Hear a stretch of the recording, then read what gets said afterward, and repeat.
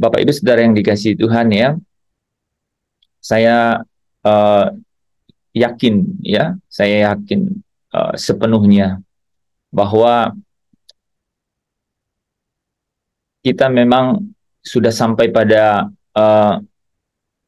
kemutlakan dari pencarian kita, pencarian yang kita yakin uh, tidak ada lagi yang perlu kita cari gitu, ya. Saudara sampai di situ, saudara pasti menikmati yang namanya uh, kepuasan dahaga jiwa di situ, ya. Dan hanya kalau kita puas baru kita bisa lega, gitu. Saudara coba renungkan kata-kata itu, ya. Kecuali saudara sudah puas baru bisa mendapatkan kelegaan. Jadi tidak ada orang yang bisa lega kalau tidak dipuaskan, gitu. Ya. Nah, orang tidak mungkin dipuaskan, ya, ya, tidak mungkin dipuaskan kalau apa, saudara? Kalau dia uh,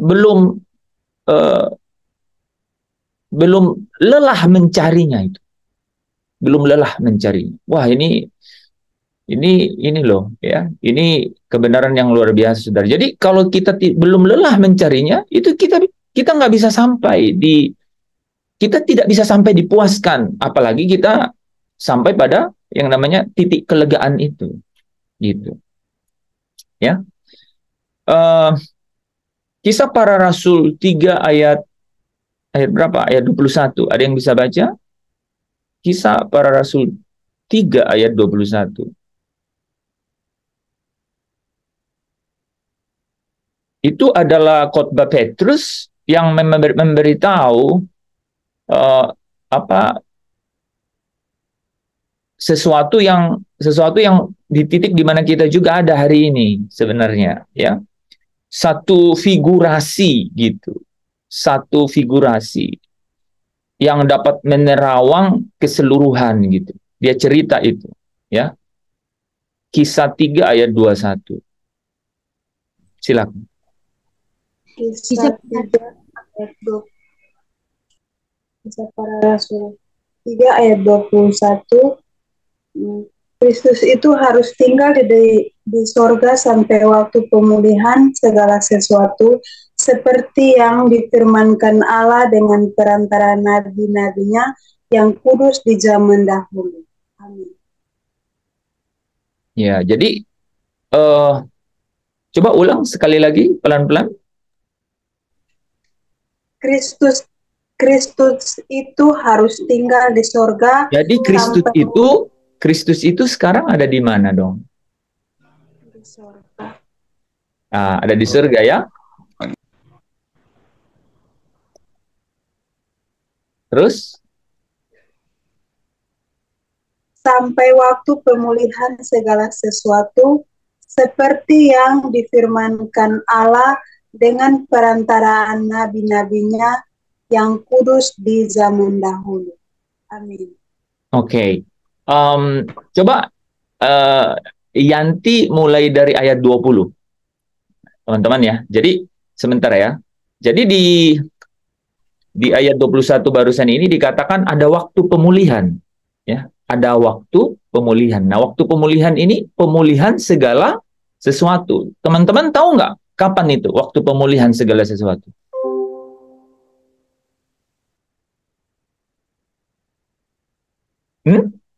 Kapan tuh waktu pemulihan segala sesuatu?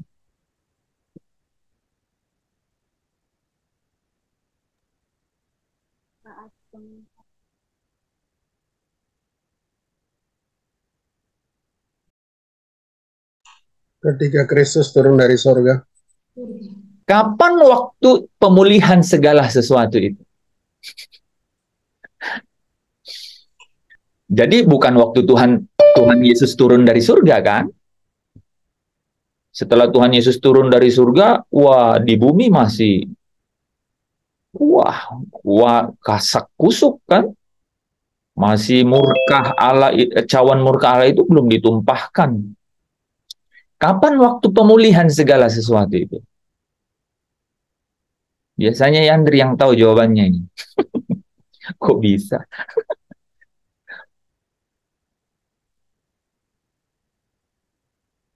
Gimana ini? Eh, berarti kita udah 2 hari. Eh?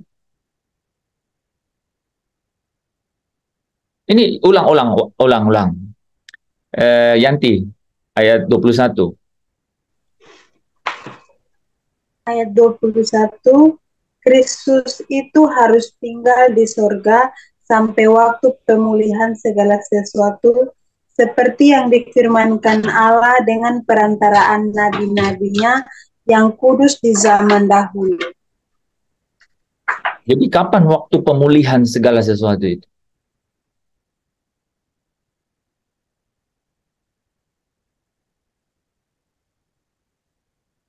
Jawabannya harus tepat banget. Pemulihan segala sesuatu itu kapan? Kedatangan Tuhan Yesus. Sama Pak Tadus tadi jawabannya. Saat kita bersama dengan Kristus di sorga. Pengangkatan. Sama dong, kan Yesus turun, kita dong naik. Kan?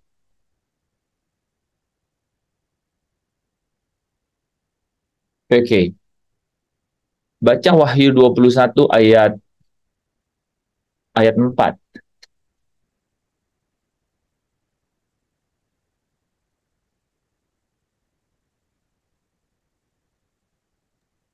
Wahyu 21 ayat 4. Dan ia akan menghapus segala air mata dari mata mereka, dan maut tidak akan ada lagi, tidak akan ada lagi perkabungan atau ratap tangis atau duka cita, sebab segala sesuatu yang lama itu telah berlalu. Iya, gitu dong.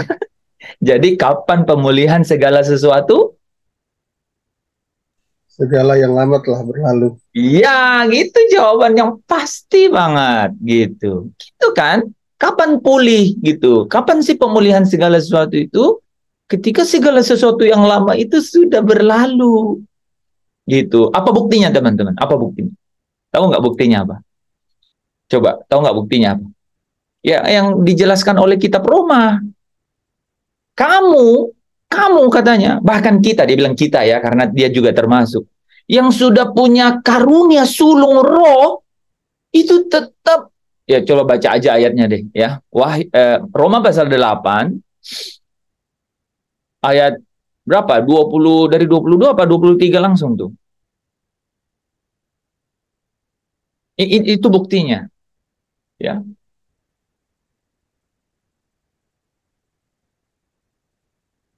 Roma 8 ayat 23. Siapa sekarang? Roma Oke, Yandri. Roma 8 ayat yang ke-23, dan bukan hanya mereka saja, tetapi kita yang telah karunia sulung roh, kita yang telah menerima karunia sulung roh, kita juga mengeluh dalam hati, kita sambil menantikan pengangkatan sebagai anak, yaitu pembebasan tubuh kita. Iya, jadi pada saat sekarang ini, sekalipun Roh Allah itu sudah berdiam di dalam kita, tempat kudusnya itu sudah ada di tengah-tengah kita, bahkan di dalam kita, ya, inside, ya, inklusif, ya, di dalam kita, ya, imanen lagi, gitu ya. Tapi kita masih mengeluh, gitu. Kita masih mengeluh, gitu. Karena apa? Kenapa kita masih mengeluh? Tadi ayat 23 bilang apa? Tetapi kita yang menerima karunia sulung roh,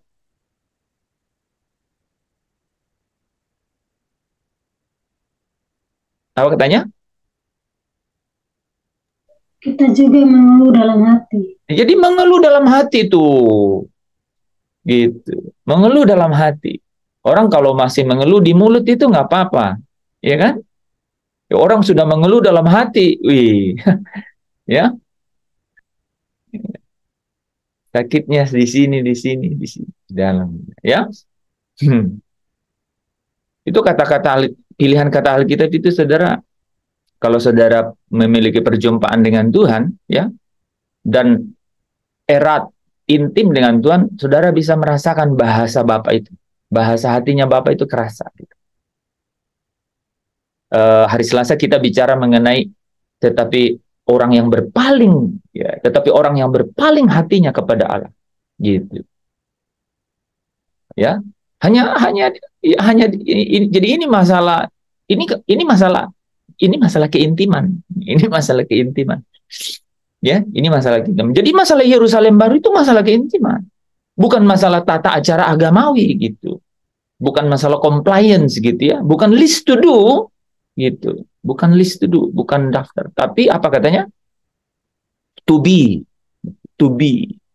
itu menjadi seperti yang kau mau, menjadi apa yang bisa membuat menjadi seperti yang kau mau.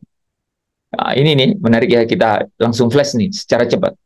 Jadi bukan list to do, bukan daftar untuk apa yang harus kulakukan gitu. Seolah-olah kau di sana, aku di sini, kasih tahu saja lah ya.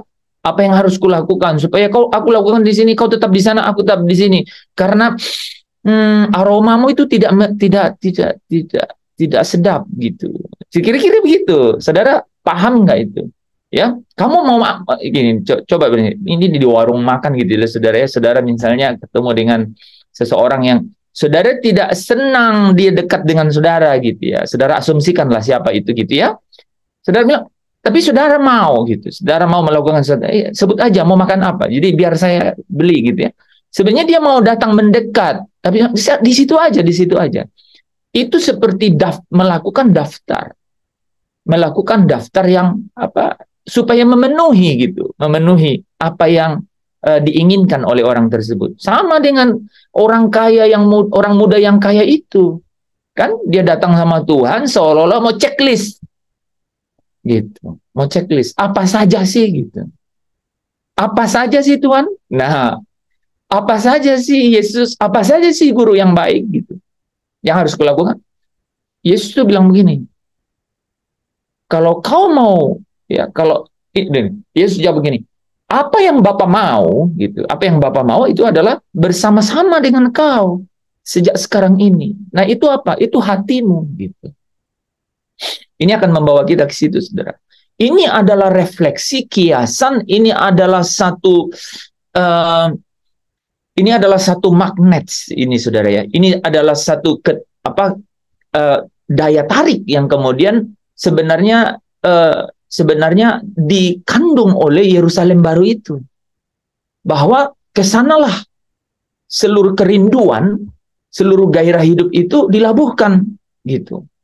Dan tadi di grup tuh ada ini ya, ada kebetulan ada diskusi kan gitu ya, boleh nggak ini gitu kan, boleh nonton Naruto gitu. Bukan masalah boleh nggak boleh gitu,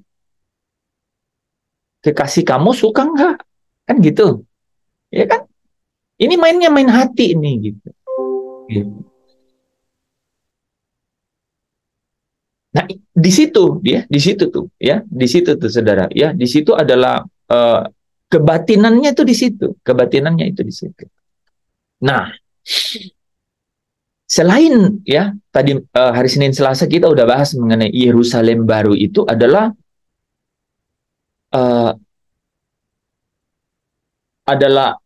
lukisan ya, gambaran dari apa, kesempurnaan dari kemuliaan Bapa itu ya kan. Kalau kita bilang Bapa gitu ya, engkau mulia Bapa, engkau yang kudus ya, maka gambarannya adalah apa? Gambarannya adalah di tempat dia ada, dan di tempat hadirnya dia itu ada satu tempat pertemuan antara dia dan umatnya, itu adalah di Yerusalem baru. Saudara lihat ya, kemah Allah turun dari surga. Kemah Allah turun dari surga. Kemah Allah turun dari surga. Coba teman-teman baca Wahyu 7 ayat 15. Itu menarik tuh. Kemah Allah turun dari surga. Apa yang terjadi? Di Wahyu 7 ayat 15. Coba lihat. Coba perhatikan.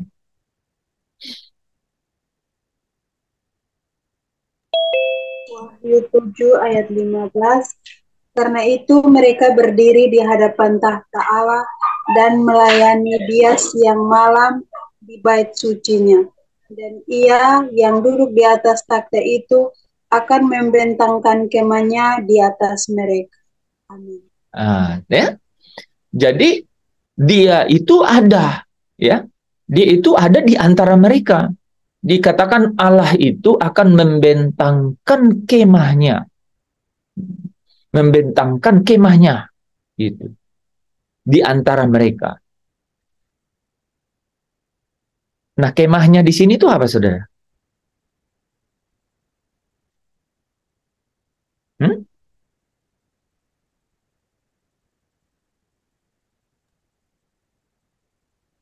Kemahnya di sini tuh ya Yerusalem baru. Ya, coba baca Wahyu 21 ayat berapa? Ayat 2. Ini harus sudah lancar. Jadi bisa apa ya, Saudara ya? Itu kan pengetahuan, ya. Tetapi tidak ada orang yang mengenal kalau tidak tahu. Nggak mungkin. Dan kita dituntun, bukan kita dituntun, kita dituntut gitu untuk mengenal Dia, kan gitu. Paulus itu yakin setelah dia kenal. Semua yang dianggap keuntungan, Paulus anggap rugi karena dia mengenal. Tidak mungkin kenal kalau tidak tahu, gitu. Ya kan?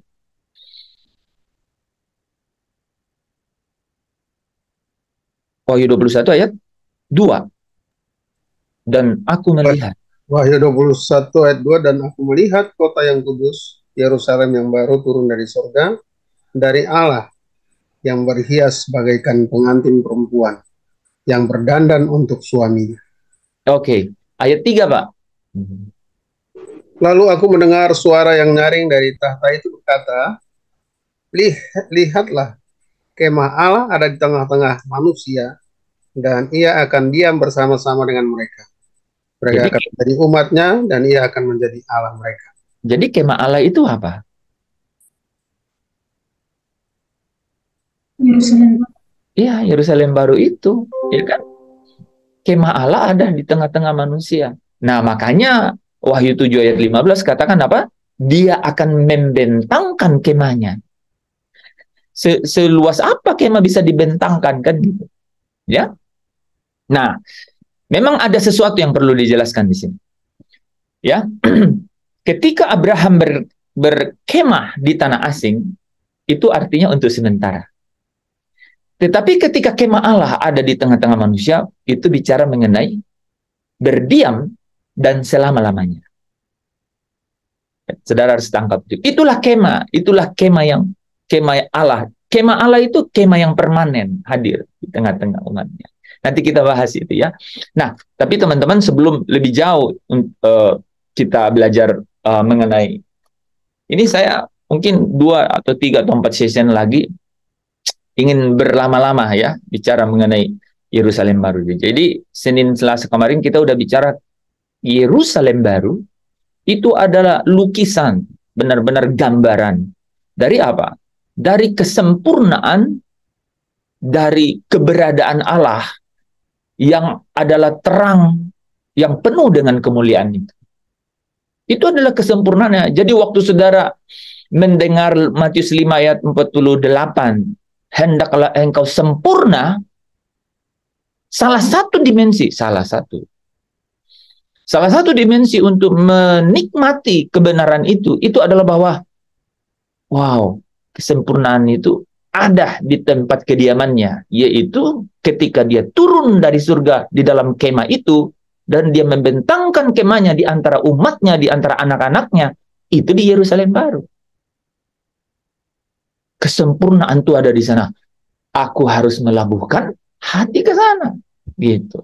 Ya, banyak implikasi rohaninya itu, banyak implikasi praktisnya dalam hidup kita itu. Kalau kita benar-benar sanggup berkata, kesanalah kulabuhkan seluruh gairah, seluruh motif gerakan, seluruh niatku gitu. Kalau ke sana ya itu ke sana. Ya. Memang tidak ada jawaban lain tuh saudara ya. Itulah jawaban satu-satunya. Ya, oke. Nah, malam hari ini, saya ingin memperkenalkan satu lukisan dari Yerusalem baru itu, saudara, yaitu bahwa Yerusalem baru itu, ya, itu adalah gambaran dari sumber sungai air kehidupan. Ya, itu adalah gambaran dari sumber sungai air kehidupan. Nah, coba kita baca. Oh, kebetulan ayatnya sudah ada di sini ya, teman-teman. Bisa perhatiin di layar. Wahyu 22 ayat 1 sampai 2, Wahyu 21 ayat 6b, Wahyu 7 ayat 17a. Saudara perhatikan, ini bicara mengenai di Yerusalem baru itu, ya. Di Yerusalem baru itu adalah sumber kehidupan.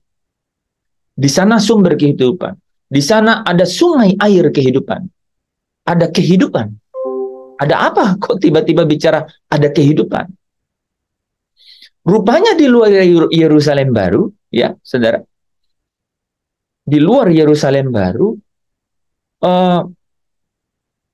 warna kematian itu, ya, warna kematian itu masih menyelubungi. Warna kematian itu masih menyelubungi. Sehingga yang namanya sumber air kehidupan di dalam Yerusalem baru itu menjadi sesuatu yang luar biasa, gitu, ya. Mari kita baca ya ayat-ayatnya ya. Wahyu 22 ayat 1 sampai 2. Ada yang bisa baca? Di layar juga bisa.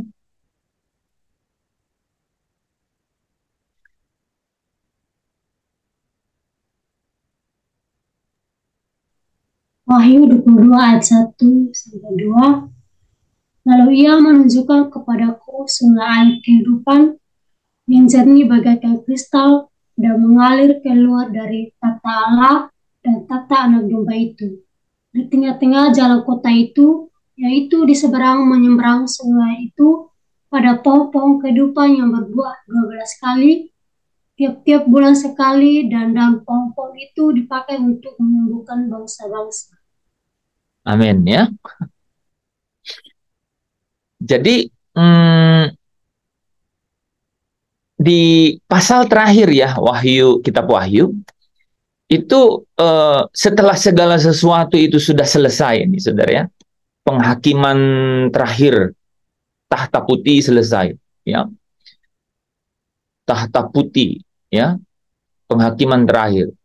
Ketika maut dan kerajaan maut itu dilemparkan ke dalam lautan api. Maka Yohanes melihat dari dalam kota itu. Nah, itu yang menarik ya.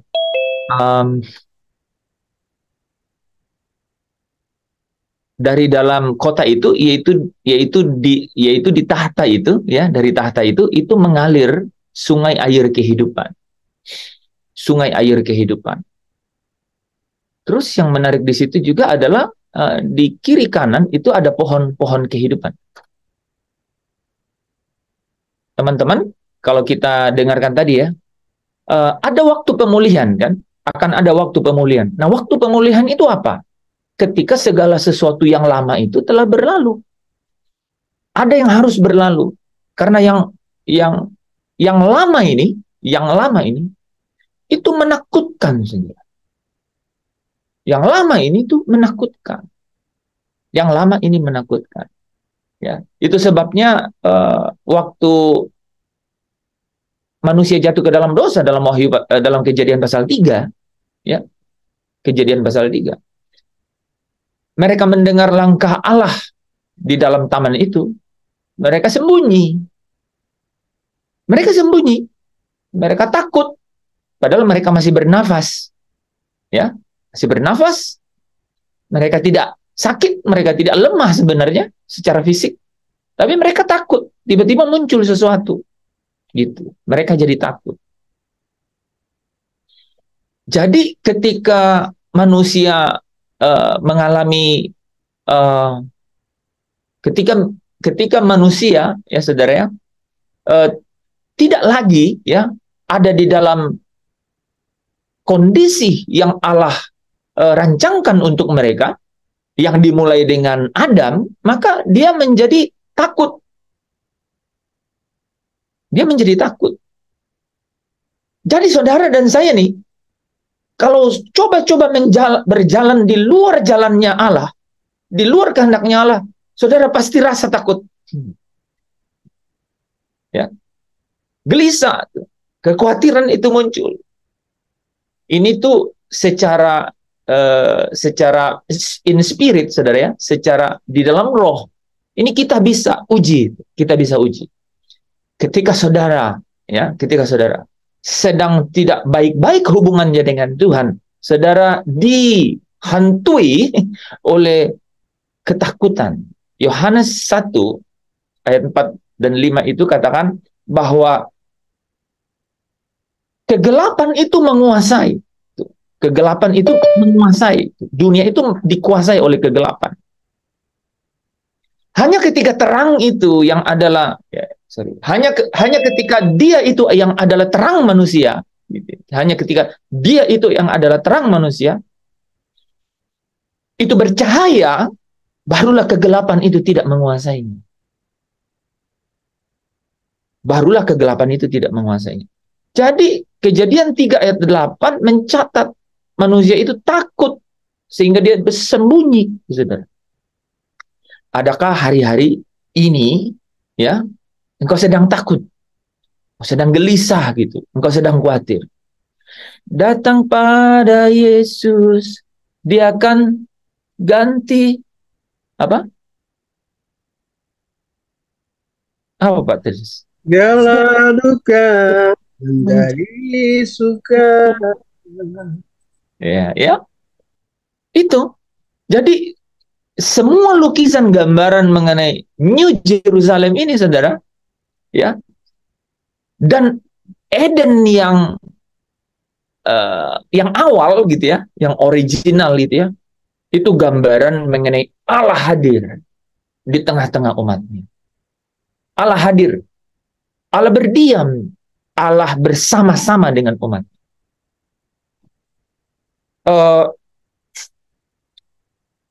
Apa saudara ya? Gambaran ini itu saudara ya, gambaran ini itu bukan tidak saudara dan saya alami sekarang, bukan. Tapi Paulus bilang di 1 Korintus 13 ayat 12, samar-samar. Saudara kalau dibilang ya, saudara coba saya tanya ya. Saudara bisa rasakan Allah bersama dengan engkau? Iya. Pak Tadus bilang iya. Pas saya tanya Pak Tadus, Allah di mana? Di situ Pak Tadus. Ya kan? Coba. Jadi kenapa Pak Tadus bilang iya? Ya persis seperti Paulus bilang, samar-samar. Tidak muka dengan muka. Oke, samar-samar. Tapi nanti apa katanya? Muka dengan muka. Wahyu 22 ayat 4 kalau nggak salah ya. Dan laknat tidak ada lagi, dan mereka akan melihat wajahnya, gitu ya. Wajahnya, wajah siapa Pak? Wajahnya, gitu ya. Nah, wajahnya itu ya siapa yang kita bisa lihat? Ya anak domba kan? Ya, anak domba ya. Yohanes 17 ayat 24, 1 Yohanes 3 ayat 2 kan? Mereka akan melihat dia, ya. Itu melihat kemuliaannya, ya. Jadi samar-samar kita bisa rasakan. Tapi apa? Karena samar-samar itu, maka kita mengeluh dalam hati, gitu. Kita ingin, nah ini saudara ya, ini nyambung semua ini ya. Kalau nggak salah 2 Korintus 5 ya, 2 Korintus 5 kalau tidak salah ya. Ya, kita itu ingin hidup, gitu ya. Coba baca dulu tuh, 2 Korintus 5 ya, 2 Korintus 5 ya. Ya, kita ingin hidup sama seperti dia hidup, tetapi karena apa? Karena kita masih ingin hidup di dalam tubuh kita yang fana ini, dalam kemah yang sementara ini, jadi kita apa?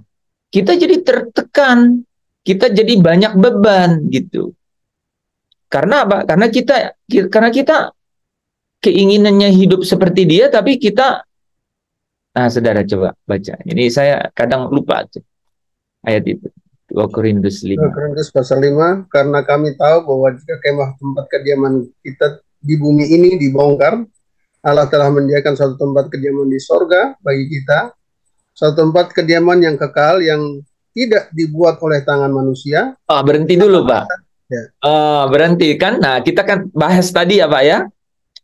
Kita bahas tadi, rupanya kemah yang ini dibongkar, tapi rupanya, nah walaupun pengertiannya kemah, kan sering saya bilang, kemah itu di tanah asing sementara, kan? Di Ibrani pasal 11 ya. Tapi rupanya nih, di 2 Korintus 5 juga ditegaskan bahwa, tetapi kemah apa Pak? Bagian kalimat terakhir itu? Allah telah menyediakan suatu tempat kediaman di sorga bagi kita, suatu tempat kediaman yang kekal, yang tidak dibuat oleh tangan manusia. Iya, jadi itulah kemah Allah, yaitu tempat kediaman, ya.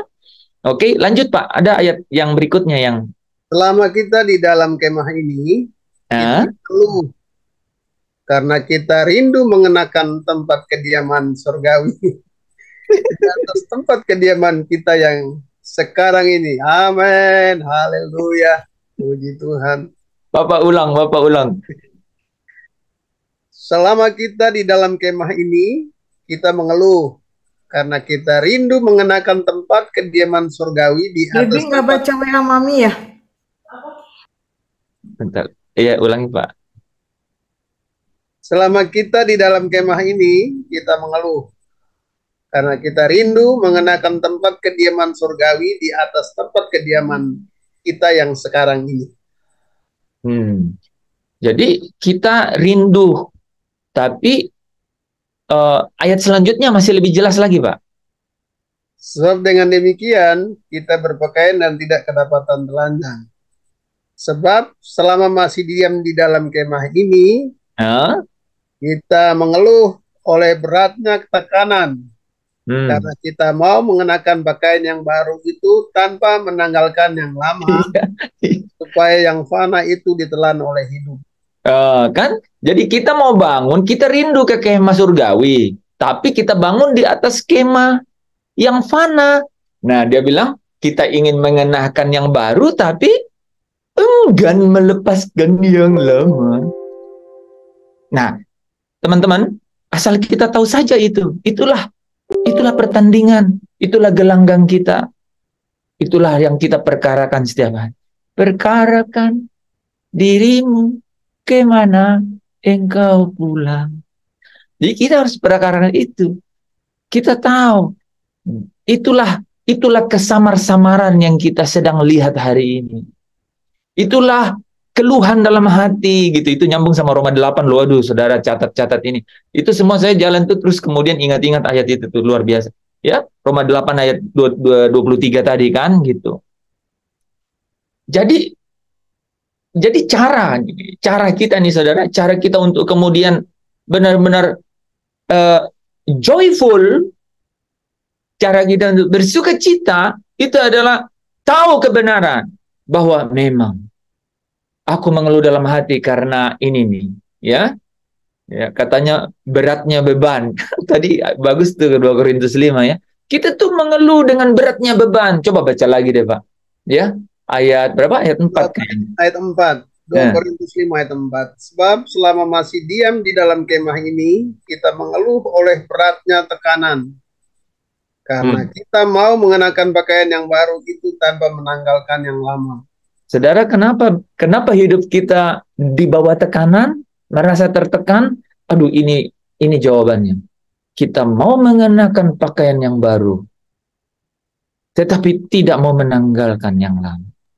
Terjemahan ini Pak, bahasa Indonesia sederhana yang pas tuh. Kalau kemah ganti rumah, itu silakan. Di kolom chat Pak. Silakan Pak. Ya, di ayat bahasa Indonesia sederhana itu bilang begini, selama kita tinggal di dalam rumah yang dari dunia ini, kita mengeluh karena beban kita berat, itu tadi tekanan kan. Bukannya karena kita ingin lepas dari tubuh kita yang dari dunia ini, tetapi karena kita ingin mengenakan tubuh yang dari surga itu, supaya tubuh kita yang bisa mati ini dikuasai oleh yang hidup. Amin. Ya. Jadi supaya tubuh kita yang mati ini itu bisa dikuasai oleh yang hidup. Nismat hayim. Nah, ya, balik ke poin kita ya.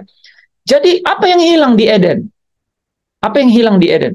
Yang hilang di Eden adalah ruah itu. Ruah yang benar-benar ruah dari Allah itu.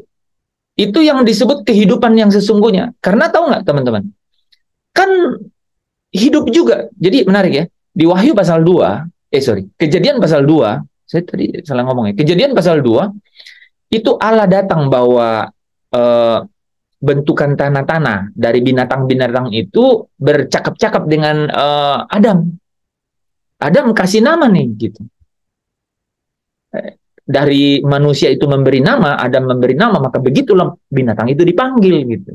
Mereka bercakap-cakap. Dari tanah dikasih nyawa juga, nyawa. Tapi kenapa mereka itu tidak pernah disebut mati secara matinya yang disebut kepada manusia yang mati itu? Karena hubungannya mengenai pohon kehidupan.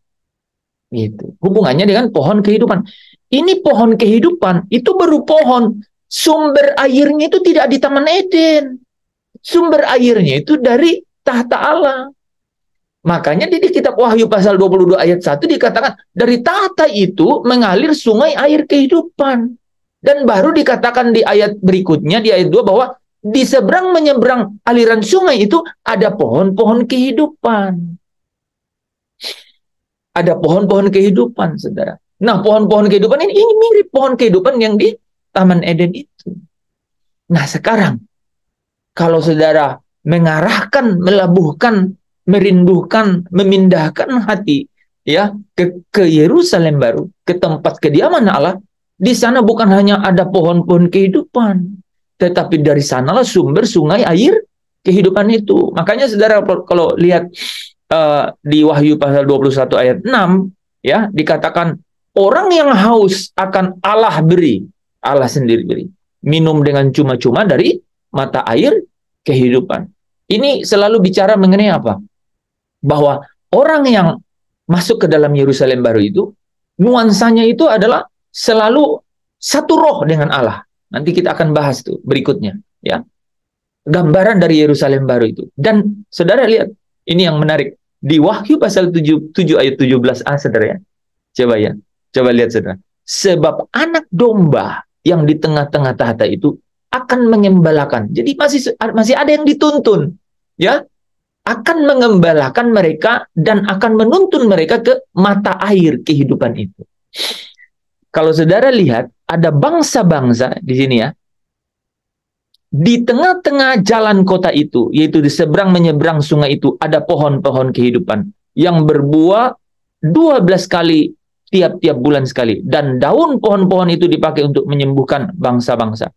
Jadi kalau saudara lihat dikatakan, dan mengalir keluar dari tahta. Di tengah-tengah jalan kota itu, yaitu seberang menyeberang sungai itu, ada pohon-pohon kehidupan. Pohon kehidupan di sini itu sudah menjadi sumber daripada hayat itu, sumber daripada keintiman dengan Allah itu, sang hayat itu sendiri. Jadi dialah sang hayat itu, ya. Hai ya, hai itu dia adalah hidup itu, hai ya.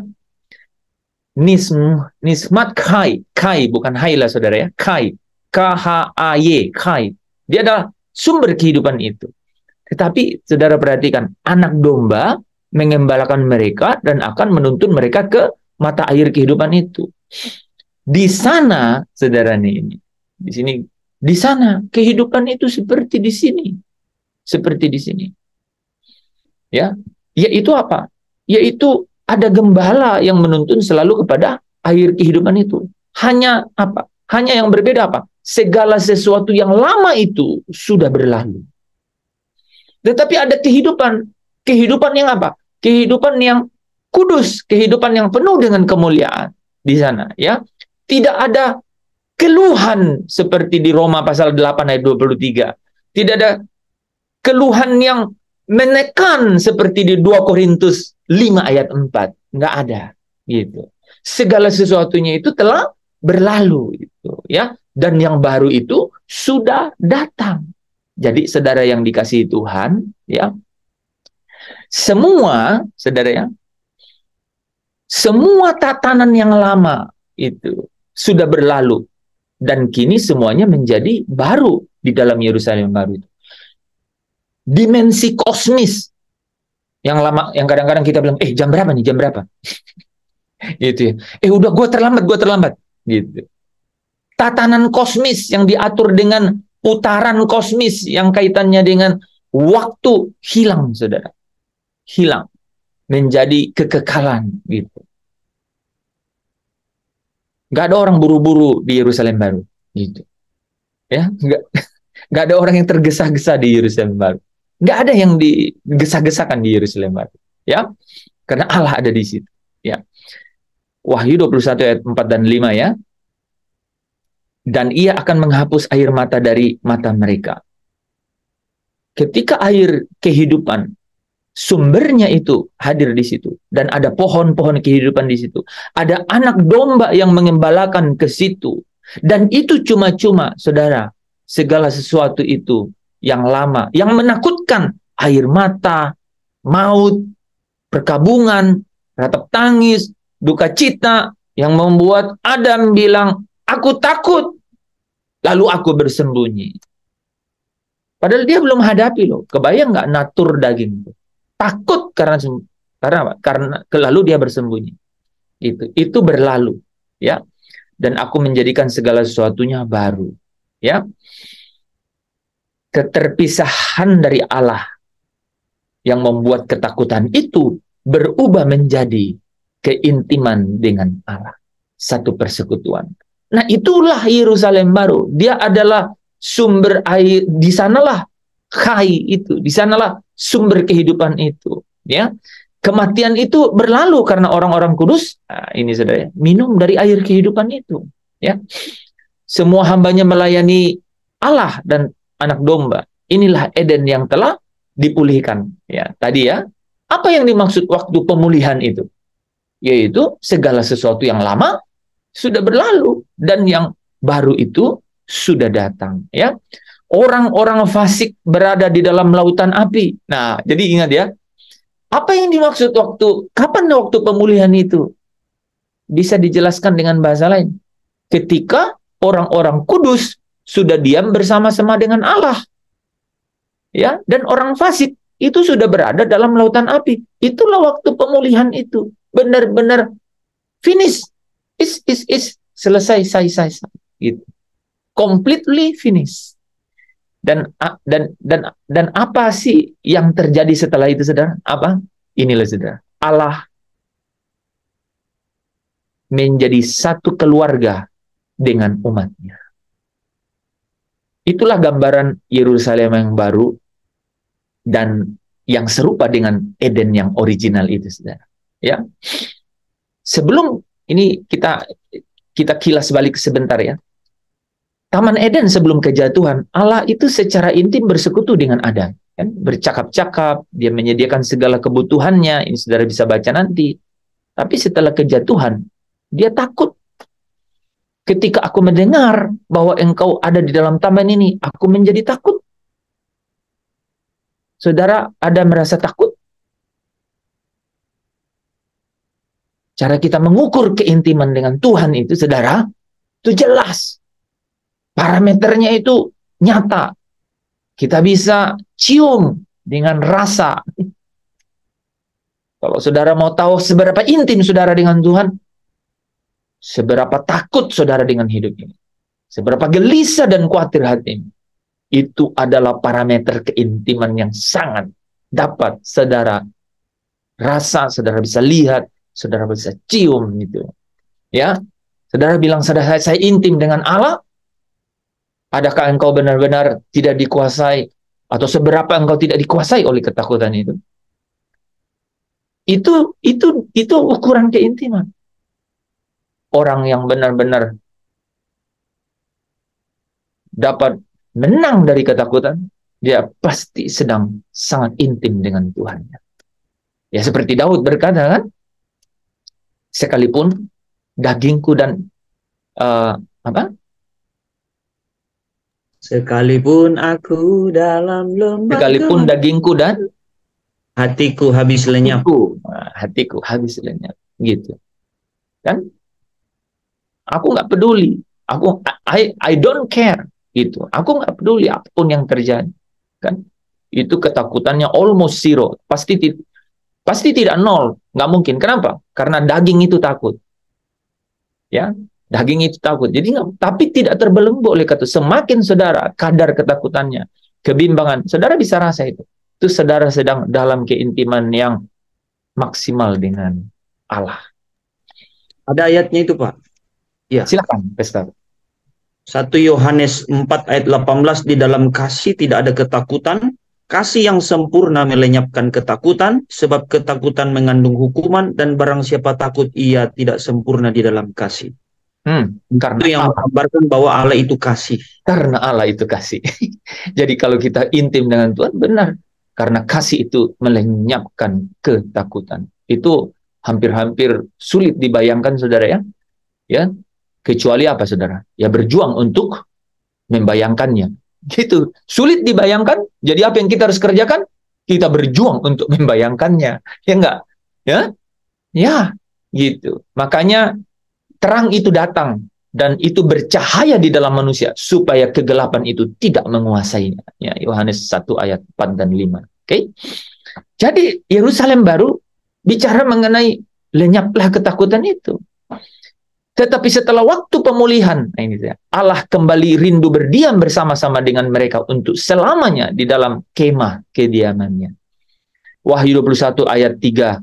Lalu aku mendengar suara yang nyaring dari tahta berkata, lihatlah, kemah Allah ada di tengah-tengah manusia, dan ia akan diam bersama-sama dengan mereka. Jadi saudara, Yerusalem baru, Allah berdiam dengan umatnya dalam persekutuan yang intim. Ketakutan itu lenyap. Takut itu lenyap. Ya, maut, ya, ratap tangis, ya. Di Taman Eden seharusnya adalah tempat tanpa rasa takut. Ya. Makanya Allah sebenarnya memberikan guidance kan kepada Adam gitu ya. Jangan makan ya gitu. Semua nah, ini menarik ya saudara ya. Percakapan saudara kalau ingat Kejadian 2 ayat 16, Allah bilang begini ya, semua pohon yang ada di dalam taman ini boleh kamu makan dengan bebas. Saudara ingat ya? Ini karakter iblis nih muncul nih saudara ya. Kejadian 2 ayat 16 dan Kejadian 3 ayat 1. Jadi saudara bisa bayangkan nggak? Allah katakan kepada Adam, semua pohon-pohonan dapat kamu makan buahnya dengan bebas. Terus tiba-tiba Kejadian 3 ayat 1 bilang begini, iblis datang begini. Bilang begini kan, tentulah Allah berkata bahwa semua pohon-pohonan buahnya tidak boleh kamu makan. Coba betapa licik, cerdik sekali itu. Itu 180 derajat dia putar itu barang. Coba bayangkan. Kejadian 2 ayat 16 bilang, semua buah dari pohon-pohonan yang ada di dalam taman ini, kamu boleh makan dengan bebas. Dia dengar. Terus dia datang di Kejadian 3 ayat 1, dia bilang gini, tentulah Allah berfirman.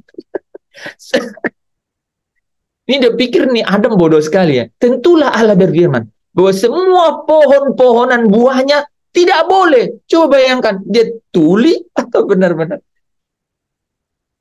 penipu. Dia balik 180 derajat. Nah ini ya intermezzo aja ya saudara ya. Kejadian bukti bahwa iblis itu penipu tuh. Kejadian 2:16 dia balik menjadi Kejadian 3 ayat 1. Dia datang pada objek yang sama. Yang menarik itu dia bilang, tentulah Allah berkata, semua buah dari pohon-pohonan yang tidak boleh kamu makan. Sementara di Kejadian 2 ayat 16, dikatakan semua buah dari pohon-pohonan itu boleh kamu makan dengan bebas. Saudara, harusnya tidak ada rasa takut di dalam Eden itu. Tapi karena pohon kehidupan itu yang dilarang oleh Allah untuk tidak dimakan buahnya. Bahkan saudara lihat kata-katanya, bukan cuma dilarang untuk dimakan. Jangan kamu raba.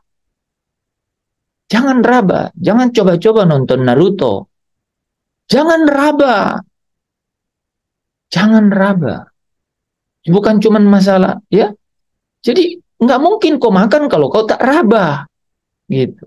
Itu filosofi-filosofi di situ tuh udah melekat, saudara. Kalau saudara memang ingin dan rindu untuk menikmati kebenaran itu, gitu. Ya. Nah, sama demikian halnya, saudara. Yerusalem baru itu kemudian dipulihkan, kan? Adalah tempat di mana maut tidak ada lagi perkabungan atau ratap tangis atau duka cita, sebab segala sesuatu yang lama itu sudah berlalu. Itu waktu pemulihan, itulah pemulihan segala sesuatu itu, saudara. Saya jujur aja jadi sangat senang dengan Wahyu 7 ayat 15 sampai 17 ini, ya. Saya kasih tahu lah, saudara. Wahyu pasal 7 ayat 9 itu adalah ayat yang luar biasa. Coba ada satu orang, teman, ya, ini tinggal 1 menit. Wahyu 7 ayat 9 itu luar biasa. Saudara kalau mau, kalau ditanya orang, apa sih gambaran surga? Wahyu 7 ayat 9. Wahyu 7 ayat 9. Rasul Yohanes melihat. Wahyu 7 ayat 9. Kemudian daripada itu aku melihat sesungguhnya suatu kumpulan besar orang banyak yang tidak dapat terhitung banyaknya, dari segala bangsa dan suku dan kaum dan bahasa, berdiri di hadapan tata dan di hadapan Anak Domba, memakai jubah putih dan memegang daun-daun palem di tangan mereka. Amin. Haleluya. Siapa yang mau ada di situ? Ya. Itu. Jadi kalau saudara ada di dalam keadaan apapun hari ini, malam ini, ingat Wahyu 7 ayat 9 itu. Kumpulan orang yang tak terhitung banyaknya. Gitu. Ya. Mereka berdiri dengan baju putih. Wah, ya, saudara. Yesus memberi jalan keluar untuk masalahmu, untuk masalahku, ya, untuk masalah kita semua. Kok jangan berpikir yang di sini, sama sekali tidak. Yang Yesus maksudkan adalah nanti di situ sama Anak Domba. Ya, coba baca Wahyu 7 ayat 9 bilang apa? Anak Domba. Di depan Anak Domba mereka berdiri dengan daun palen pakai baju putih. Itu maksudnya. Gitu. Kita dikasih jalan keluar dari masalah kita. Itu maksudnya. Gitu. Jangan ragukan Tuhan di dalam menuntun dan mengembalakan engkau untuk sampai ke tempat kediaman itu. Jangan pernah ragukan, karena Dia adalah yang memegang kunci maut dan kunci kerajaan maut. Semua kunci itu ada di tangannya. Ya. Ya. Jadi Dia yang memiliki hidup itu. Dialah Allah orang mati dan Dialah Allah orang hidup. Ya, di dalam Wahyu pasal 1 ayat yang ke-14 ya dikatakan, Dialah yang hidup.